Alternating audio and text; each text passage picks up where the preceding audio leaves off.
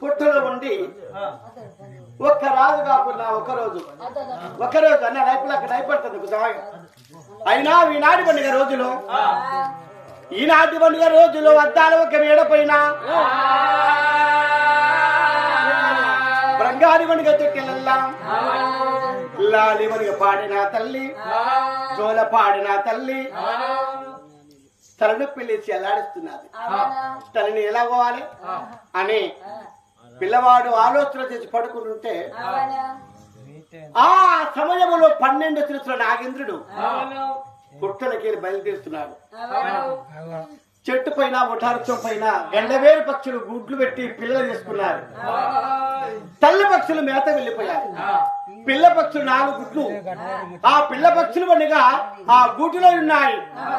ఆ గూటిలో ఉండగా పిల్ల పక్షులు గూటిలో ఉండగా